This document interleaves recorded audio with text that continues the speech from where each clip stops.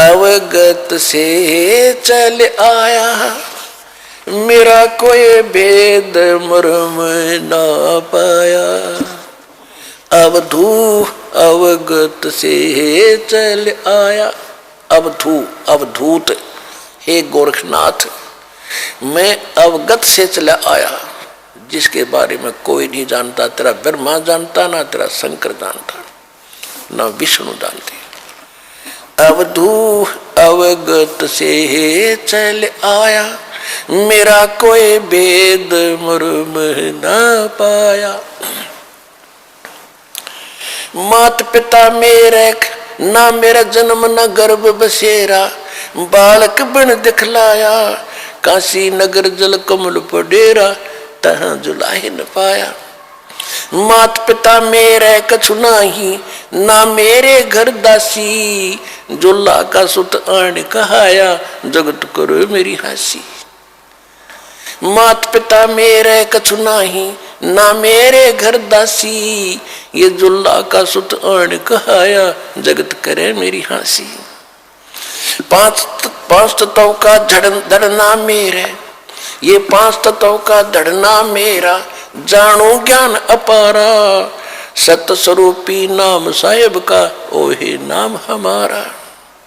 Other दीप सतलोक में, other दीप भवन गगन गुफा में, तान निज वस्तु सारा, तेरा ज्योत स्वरूपी अलख निरंजन, वो धरता ध्यान हमारा।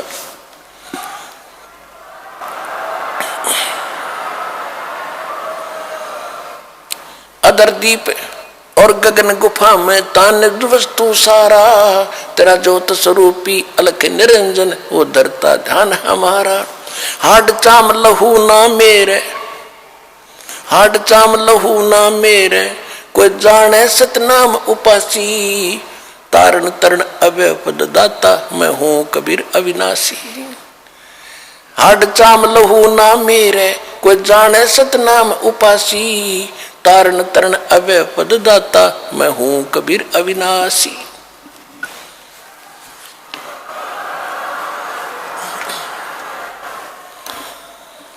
अपने आत्माओं सूक्ष्म वेद में फिर गरीबदास जी ने बताया है कि गोरखनाथ सिद्धि में भूला, यथार्थ मार्ग को छोड़कर सिद्धि में भूल गया मार्ग को। गोरखनाथ सिद्धि में भूला और टूने टामण हांडा फूला, ये मुर्दे तक को जीवित कर दे, पहाड़ को सोना बना दिया। इनको तो गरीबदास जी कहते वो मूर्ख टूने टामण करता फिरता था, उसको क्या मिला जीवन में? महिमा तो होगी पर मोक्ष रह गया। मन तो सुख के सागर बस रे भाई, और ना ऐसा यस रे भाई, तो सुख के सागर बस रे भाई, और ना ऐसा यस रे। देखो इसको कहते तत्व ज्ञान, इसको कहते सूक्ष्म वेद।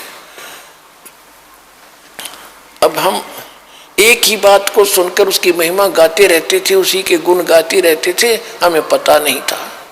इतनी जबरदस्त सिद्धियां दिखाने वाला व्यक्ति और कति जीरो था, -0 था अध्यात्म मार्ग में।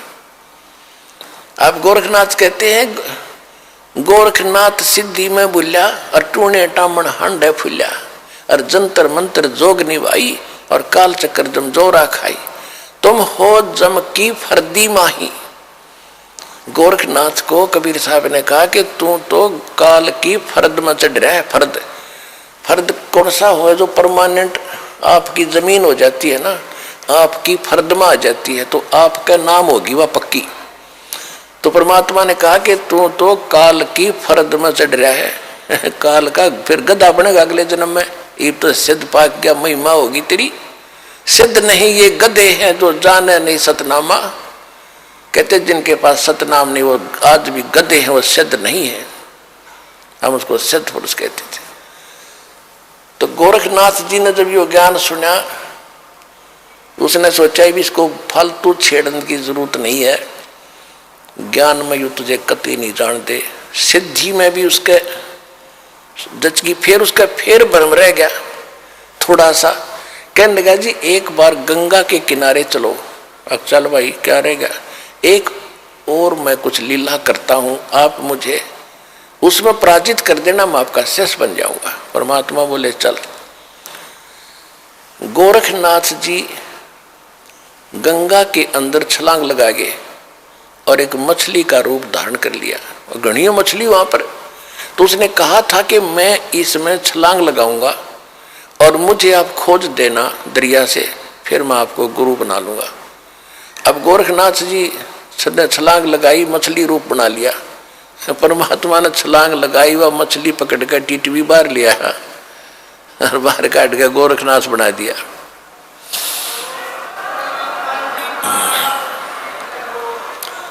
फिर गोरखनाथ चरणों में गिर गया।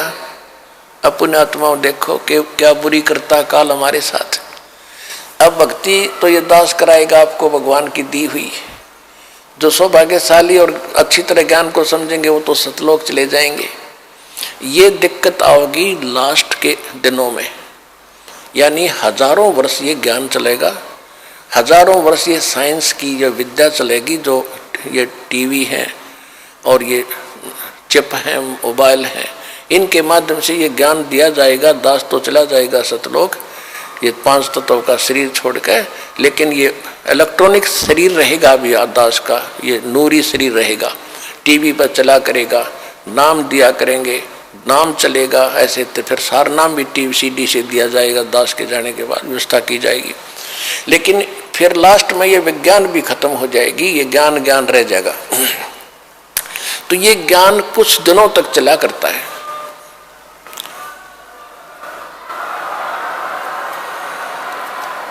तो ये ज्ञान फिर बहुत दिनों तक सुख का सांस लेगा परमात्मा के बच्चे। और जो सत भक्ति करेंगे मर्यादा में रहकर पार होते चले जाएंगे, लेकिन सुख बहुत ज्यादा सुखी होंगे। या माया की हवस खत्म होगी और इतनी भक्ति कर लेंगे इनको, परमात्मा आपको सारी सुविधा उपलब्ध कराया करेगा। जैसे दास बार बार आपको कथा सुनाता है कि जिस समय परमात्मा के नाम से झूठी चिट्ठी लिख दी थी कबीर जी के नाम से,